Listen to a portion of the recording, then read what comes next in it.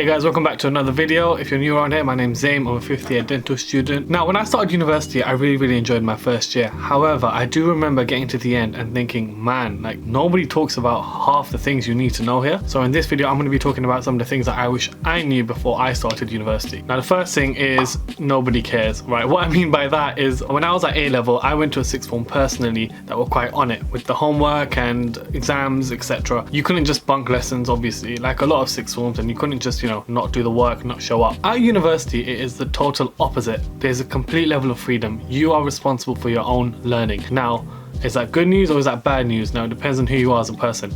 Personally, I loved it. I love the fact that they basically tell you to just go away and then come back when it's exam time, and if you know your content, then great, they're not going to bother you. If you don't, then okay, then they'll pull you up and be like, okay, what's the problem? But sometimes it's nice to have someone on your back so that you don't leave everything last minute like I would quite often. That sort of depends on who you are as a person. If you like being, made to be held accountable by your teachers and whatnot, then you might have to, get used to the new system at university. But a lot of people, they can't wait to be left alone to do their own thing and manage their own revision. So if that's you, then you've got a lot to look forward to. Now, the second thing, and this really actually took me some time to get used to, is the fact that the curriculum is nowhere near as clearly defined as it would be in A level. Now, if you're doing A level, you would have exam boards like AQA and Excel. You would have an exact specific set of things that you need to know. There would literally be a specification printed. You need to know this, but you don't need to know that.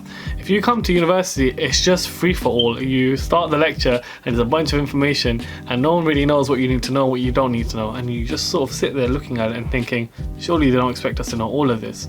And sometimes they don't. My advice is try follow the learning objectives. Whenever you attend a lecture, just read what the main lecture is about. The next point I'd say is be prepared to switch up revision methods. Everything you thought worked at A level, quite often people come to university and are like, this just doesn't work for me here right now. There's so much I did at A level that I still do at university, but I had to also change a lot. But be prepared to switch up how you approach learning. The last thing is you're also responsible for yourself in terms of other aspects like your social life. Now, personally, I love my time at university, and there's a lot of people that didn't. So quite a lot of people who are like 16, 17, or people who haven't started university yet will ask me, is it the best time of your life? Is it the worst? Is that just talk? And I always respond with the same thing. It's genuinely what you make it. If you want to stay at home all day and talk to no one, no one's really going to pull you out. Whereas on the other hand, if you want to join in with everything, you're allowed to do that too. It's up to you. Be prepared to really get involved. That's all from me. If you enjoyed that video, subscribe. I make videos every week, kind of, and hopefully I'll see you guys in the next one.